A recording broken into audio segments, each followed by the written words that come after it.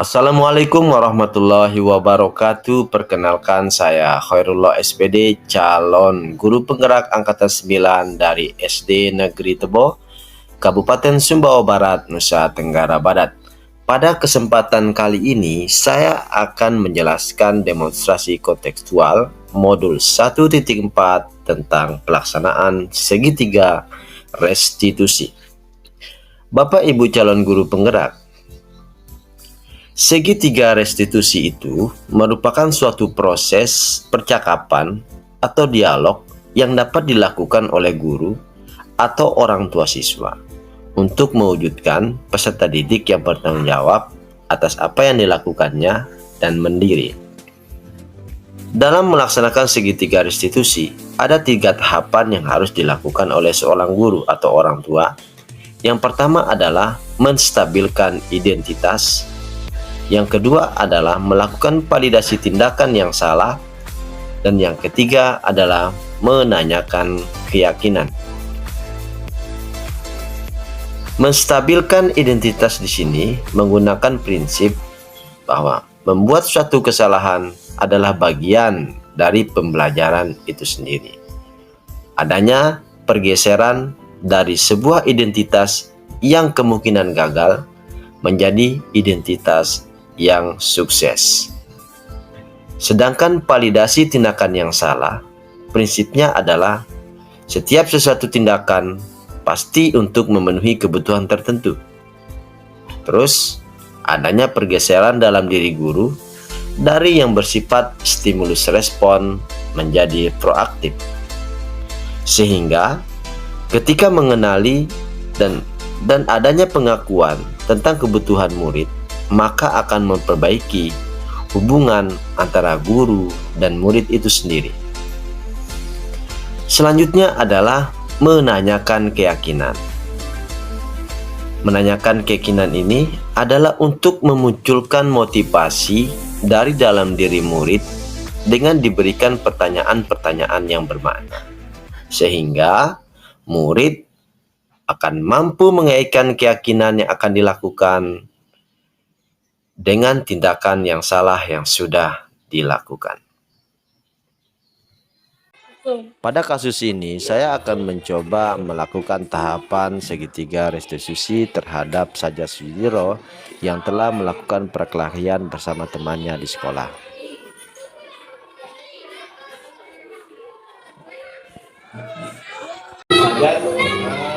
Kamu tahu nggak kenapa? Mungkin saya berkelahi bersama saya sendiri.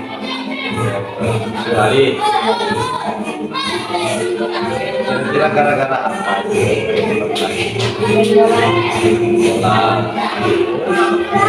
Saya didorong sampai Jatuh. Terus setelah didorong itu, kamu apa yang buat?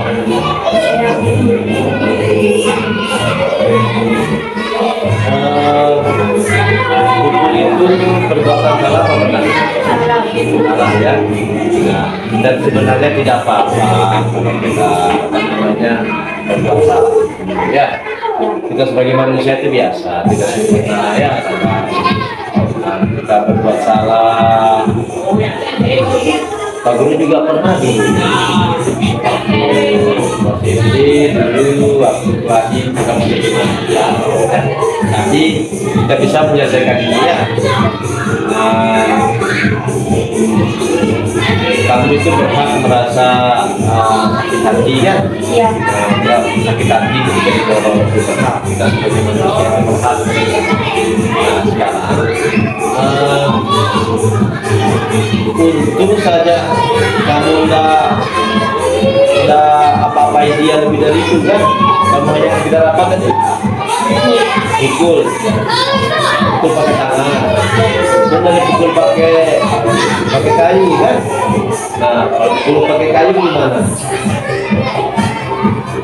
Ayo, kalau kira-kira kalau dipukul pakai kayu, Ya pingsan sebentar. nah, pingsan kan? Nah, kira-kira yang kita lihat apa alasan kalau pukul dia? Kan saya didorong, ini saya luka lalu saya pukul ya. Langsung dipukul begitu. Ya. Itu namanya pukul. Ya, betulnya namanya pukul. Saya salut sama kamu karena kamu hanya pukul dia. Pukulnya di bagian mana? Sininya. Ya.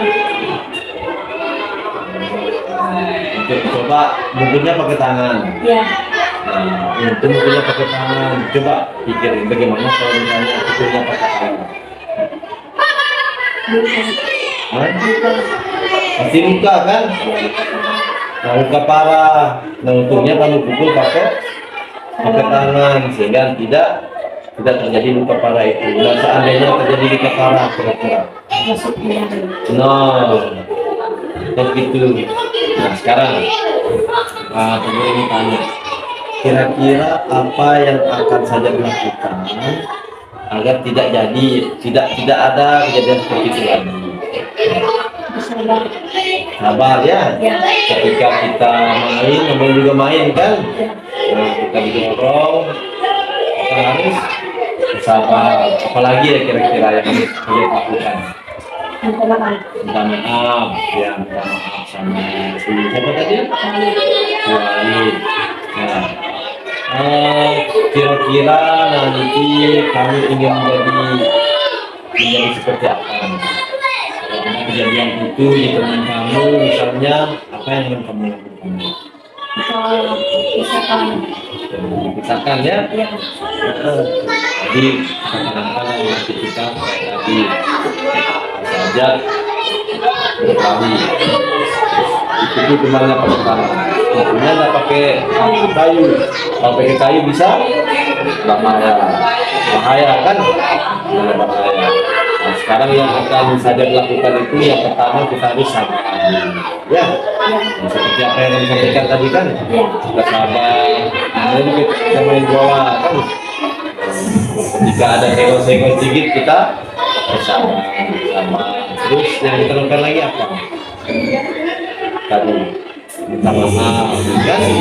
Nah, minta maaf. Nah, jadi itu yang harus kita lakukan ya, tidak boleh kita merasa mengapa? Tidak boleh kita merasa dendam sampai misalnya kita buat awas kamu nanti kalau di luar itu serba kamu misalnya gitu ya. Sudah minta maaf sama dia juga sudah minta maaf. Nangis tidak dia kemarin? Kejadian itu tidak bisa kita ulangi lagi ya.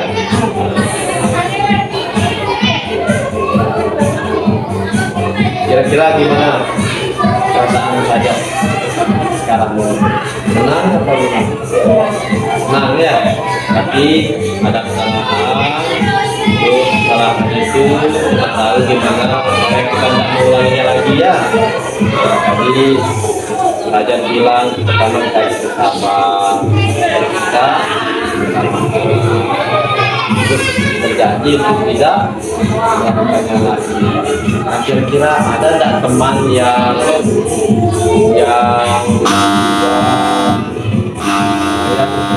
teman yang saja percaya supaya saja itu bisa dinasihati oleh dia misalnya? Ada siapa?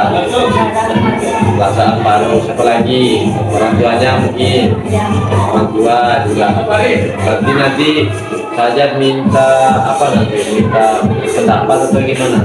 Minta pendapat dan nasihat sama orang tua dan teman supaya tidak. Oke, seperti itu. Oke, itu saja. Terima kasih Sajat atas kesediaannya mau datang ke sini dipanggil oleh Pak Guru untuk menyampaikan masalah. Terima kasih Sajat. Demikian ya. Ya. Sekarang saja boleh kembali ke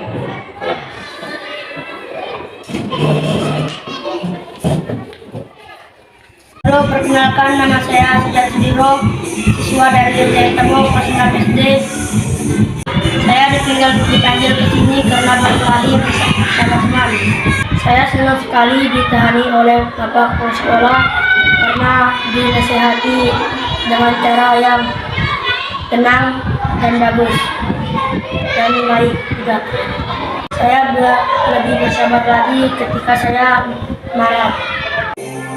Pada kasus kedua ini, saya akan menangani seorang anak yang bernama Alifa yang marah-marah dan terjadi perkelahian dengan temannya karena dia tidak terima hasil pekerjaannya dicontek oleh salah seorang temannya. Alifa. Berikut perbincangan saya dengan Tahu nggak kenapa Pak Guru panggil kamu ke sini hari ini? Mungkin gara-gara salah Oh iya. Pak Guru mau tanya-tanya sedikit ya. Ketika ada teman kamu yang mengejek itu, bagaimana perasaan kamu? Marah ya? Kamu marahnya itu seperti apa? kenapa kamu nyontek? Kasih tahu Pak Guru kamu nyontek itu kan nggak boleh. Sini kamu belajar sendiri. Nggak kamu gerak-gerak meja gitu ya? Nggak cuma marah pakai mulut dengan nada yang tinggi gitu ya? Enggak sedikit, cuma kamu marah saya gitu ya? Siapa sih yang mengejek kamu? Saya sih banyak sih. Kadang-kadang seperti Kalau menurut kamu, kira-kira kalau ada yang nyontek itu bagus nggak kalau kita marah-marah? sebenarnya sih nggak boleh. Itu kan mereka nyontek, jadi harus dijaga kecil. Pak Guru pahami, Pak Guru juga begitu. Jadi waktu ada yang nyontek dulu, Pak Guru juga marah-marah begitu kan.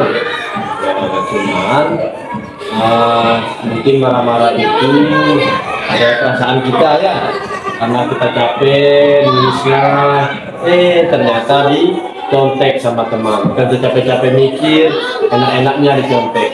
Itu biasa ya, biasa kita sebagai manusia, kita pasti ada perasaan marah, kan? Nah, untungnya Alifa ini tidak sampai berbuat yang lebih dari itu, maksudnya sampai mukul dia, sampai dorong dia gitu, enggak loh.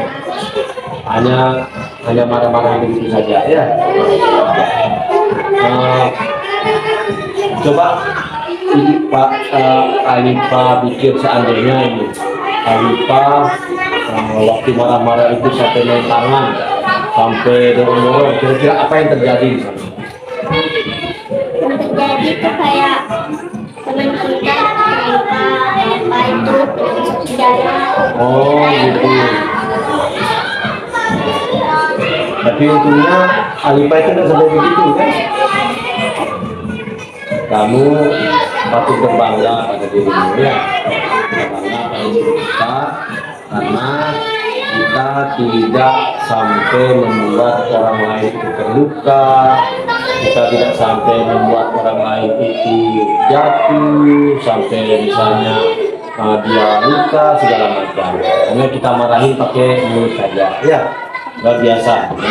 Memang begitu biasa itu.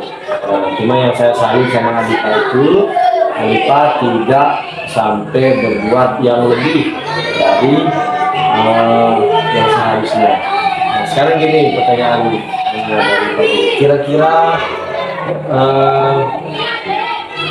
nanti ke depan kalau ada orang yang akan nyontek ke Alifa, kira-kira Alifa mau berbuat apa? Dimarahin, tetap dimarahin. Ada cara lain selain dimarahin? Ada seperti marahin kalau dia udah berbuat kayak itu kayak seperti itu kok. Oh gitu. Kalau misalnya mau nggak misalnya Alifa ini pikirkan cara lain gitu, selain cara marah-marahin dia atau ada yang mau nggak kita pikir cara lain, misalnya apa gitu. Bisa pakai marah-marah. Satu wadah. Terus itu kalau dia nggak paham itu kita kasih tahu. Oh gitu, berarti kita kasih tahu dia, terus kasih tahu dia bahwa kita nggak boleh nyontek. Terus kalau supaya lebih bagus, Alipa lebih baik kasih tahu dia, kan? Kasih tahu dia caranya, biar dia nyontek. Kalau biasa gitu, emang harus begitu ya. Jadi besok kalau misalnya ada teman yang nyontek itu, tahu dia boleh nyontek. Sini saya kasih tahu caranya, jangan kamu nyontek punya saya. Setuju gitu? Setuju? Nah kayak gitu ya. Berarti besok Alipa tidak tidak usah pakai teriak-teriak marah-marahin teman. Besok caranya kasih tahu teman boleh akan nyontek, kalau nyontek itu akan membuat sakit hati, terus baca bodoh juga nggak bisa. Lebih baik Alipa menderita. Saya kira ini Alipa ingin jadi orang seperti apa?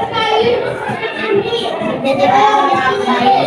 Cita-cita saya sih Oh, ya, ini terima kasih Alipa. Kira-kira ada nggak teman Alipa atau siapa yang Alipa percayai lah untuk memberitahukan Alipa kalau misalkan Alipa marah-marah lagi? Ada nggak teman atau siapa yang Alipa percayai agar orang itu menasihati Alipa?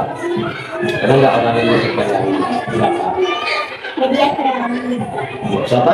Media kerami. Media Kerami. Berarti dua orang itu nanti yang kalau misalnya Alipa mau marah-marah, mau minta mereka yang menasihati gitu. Oke.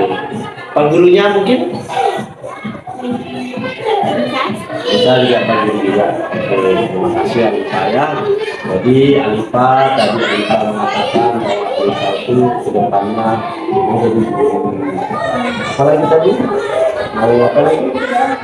Menjadi orang baik, sopan, itu bisa tercapai kalau kita serius dan tekun belajar. Ya, oke. Terima kasih Alipa karena sudah datang ke sini atas panggilan ini. Terima kasih. Sekarang Alipa boleh kembali ke kelas. Terima kasih ya.